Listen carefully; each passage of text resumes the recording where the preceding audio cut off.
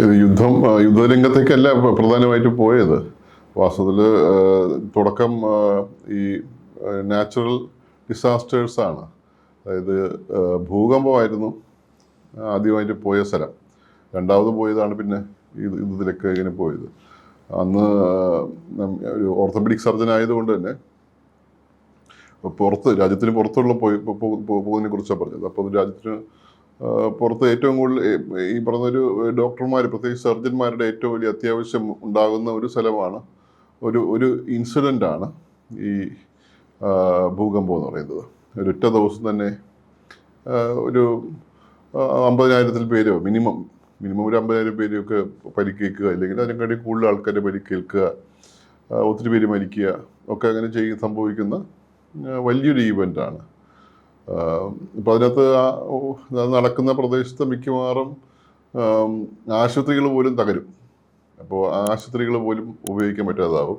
അപ്പോൾ അവശേഷിക്കുന്ന ആശുപത്രികളോ അല്ലെങ്കിൽ അവശേഷിക്കുന്ന ഹെൽത്ത് സ്ട്രക്ചറോ അല്ലെങ്കിൽ അതിശേഷം ഉണ്ടാകുന്ന ഏതെങ്കിലും ബിൽഡിങ്ങിനകത്ത് താൽക്കാലികമായിട്ട് ആശുപത്രികളൊക്കെ സെറ്റപ്പ് ചെയ്തിട്ടൊക്കെ ആയിരിക്കും അവിടുത്തെ ചികിത്സ നടത്തുന്നത്.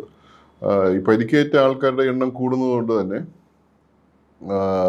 അതിനകത്ത് ഒത്തിരി സർജൻസിൻ്റെ ആവശ്യമുണ്ട്. പ്രത്യേകിച്ച് ആദ്യത്തെ 1-2 ആഴ്ചകൾക്കകത്ത് ആവശ്യമുണ്ട്. അപ്പോൾ ഞാനിത് ആദ്യമായിട്ട് പോയത് യോഗ്യകാർത്ത എന്ന് പറയുന്ന ഒരു സ്ഥലത്താണ്. ഇന്തോനേഷ്യയിലെ യോഗ്യകാർത്ത 2006 അവിടെ ഒരു ഭൂകമ്പം ഉണ്ടായിരുന്നു.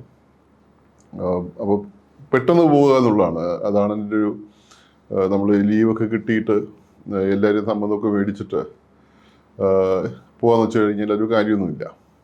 അപ്പോൾ കാരണം പരിക്കേറ്റ ആൾക്കാർ അവിടെ കിടക്കുന്നു. അവർക്ക് പ്രത്യേകിച്ച് ഇപ്പോൾ ഈ പറയുന്ന ഒരു ഗോൾഡൻ അവറിൽ ചികിത്സയോ അല്ലെങ്കിൽ പെട്ടെന്നുള്ള ചികിത്സയോ കൊടുക്കണമെങ്കിൽ അവിടുത്തെ അതിന് ഇപ്പോൾ പറ്റുന്ന ആൾക്കാർ എത്രയും പെട്ടെന്ന് എത്തുക എന്നുള്ളതാണ്.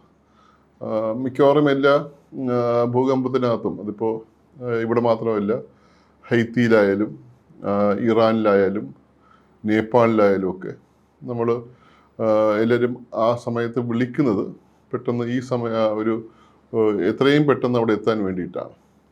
അപ്പോൾ അതുകൊണ്ട് നമ്മൾ ഒരു എർത്ത്ക്വേക്ക് എന്ന് കേട്ട് കഴിഞ്ഞാൽ സാധാരണ നമ്മൾ ചെയ്യുന്നത് തന്നെ അങ്ങോട്ട് വിളിച്ചിട്ട് നമ്മൾ ചോദിക്കും, ഒരു ഓഫീസിൽ നിങ്ങൾക്ക് അങ്ങനെ ആവശ്യമുണ്ടോ എന്ന് ചോദിക്കും. അങ്ങനെ ടീം സെറ്റപ്പ് ചെയ്യുന്നുണ്ടോ, ബാക്കി സംവിധാനങ്ങളൊക്കെ ഉണ്ടോ, ഇങ്ങനെ പെട്ടെന്ന് എത്തേണ്ട ആവശ്യമുണ്ടോ എന്നൊക്കെ ചോദിച്ച്, കാരണം നമ്മൾ പോകാൻ തയ്യാറാണെങ്കിൽ അത് അങ്ങോട്ടും കൂടെ ചോദിക്കുന്നതായിരിക്കും നല്ലത്. മിക്കവാറും എല്ലാ സംഘടനകളും ഒക്കെ ഡോക്ടർമാരെയും ഈ പറയുന്ന പ്രത്യേകിച്ച് സർജന്മാരെയും ഓപ്പറേഷൻ തിയേറ്റർ നഴ്സുമാരെയും ബാക്കി എല്ലാവരെയൊക്കെ വിളിക്കും. അപ്പോൾ നമ്മൾ ഈ ചെല്ലുമ്പോൾ ഈ യോഗ്യക്കാർത്തയിലാണ് പോകുന്നത്. അവിടെ ചെല്ലുമ്പോൾ തന്നെ നമുക്ക് ഇന്തോനേഷ്യ നമുക്കറിയാലോ, അതിന് ചെറിയൊരു കുറേ നാളുകളായിട്ട് തന്നെ ഒരു ഭൂകമ്പത്തിന് പറ്റിയ അല്ലെങ്കിൽ ഒരു പ്രോണായിട്ടുള്ള ഒരു സ്ഥലമാണ് ഇത് ഇന്തോനേഷ്യ. എല്ലാ ഐലൻഡ്സിനകത്തും മിക്കവാറും ഒക്കെ എപ്പോഴെങ്കിലുമൊക്കെ ഒരു 10 വർഷത്തിനകത്ത് എടുത്ത് പരിശോധിച്ച് കഴിഞ്ഞാൽ 2-3 പ്രാവശ്യമെങ്കിലുമൊക്കെ അത് ഇറപ്റ്റ് ചെയ്യാറുണ്ട്. മാത്രമല്ല ഈ ടെക്ടോണിക് പ്ലേറ്റിൻ്റെ ആക്ടിവിറ്റീസ് കൂടുതലുള്ളതുകൊണ്ട് അതൊരു വളരെ ഒരു എർത്ത്ക്വേക്ക് പ്രോൺ സ്ഥലമായിട്ടാണ് കണക്കാക്കുന്നത്.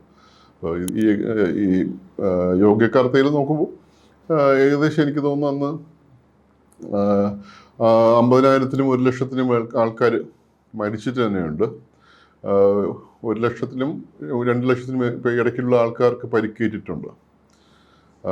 ഇത് മാത്രമല്ല, നമുക്ക് മനസ്സിലാവേണ്ടത് ഒരു ഹെൽത്ത് സിസ്റ്റം തകരുമ്പോൾ മിക്കവാറും ഈ മരിക്കുന്നതിനകത്ത് ഡോക്ടർമാരും കാണും, നഴ്സുമാരും കാണും, ഹെൽത്ത് സിസ്റ്റം റൺ ചെയ്യുന്ന ആൾക്കാരും കാണും. അതുപോലെ തന്നെ പേടിച്ചിട്ട് പോകുന്ന ആൾക്കാരിലും ഇതുപോലെ കാണും. ഇതിൻ്റെ കൂടെ ഈ ഭൂകമ്പം ഉണ്ടായതിന് തൊട്ട് പുറകെ തന്നെ ഒരു അഗ്നിപർവ്വതം ആക്റ്റീവായി. അപ്പോൾ അതിൻ്റെ ഭാഗമായിട്ട് ആൾക്കാർ പിന്നെയും പലായനം ചെയ്ത് തുടങ്ങും. ആകെ കൂടെ ഒരു വലിയൊരു ക്രൈസിസാണ്. ആശുപത്രിയിലൊക്കെ പോയി കഴിഞ്ഞാൽ ഞാൻ വർക്ക് ചെയ്ത ആശുപത്രിയിൽ പോയി കഴിഞ്ഞാൽ ഏകദേശം ഒരു 20,000 പേരാണ് ഒരു 400-500 ബെഡുള്ള ഒരു ആശുപത്രിയിലൊക്കെ എത്തുന്നത്. ആശുപത്രിയുടെ മുഴുവൻ സ്ഥലവും രോഗികളെ കൊണ്ട് നിറഞ്ഞിരിക്കും. കാർ പാർക്കിംഗ് അടക്കം ഇടനാഴി അടക്കം എല്ലാ സ്ഥലത്തും ഇങ്ങനെ നിറഞ്ഞിരിക്കും. അപ്പോൾ അതിൻ്റെ ഒരു ടോട്ടലി ഈ പറഞ്ഞൊരു എർത്ത്ക്വേക്കിനെ മാനേജ്മെൻറ്റ് എന്ന് പറയുന്നത് ഒരു മറ്റുള്ള നമ്മൾ യുദ്ധത്തിൽ പോലെയല്ല, വളരെ വ്യത്യസ്തമായിട്ടുള്ളതാണ്. അങ്ങനെയാണ് അതിൻ്റെ ഒരു സംഘടന. അസംബ്ലി ചെയിനിലൊക്കെ പോകേണ്ടി വരും. 20,000 പേരേക്ക് ഒരു ദിവസം റൗണ്ട്സ് എടുക്കാൻ പോലും പറ്റത്തില്ല.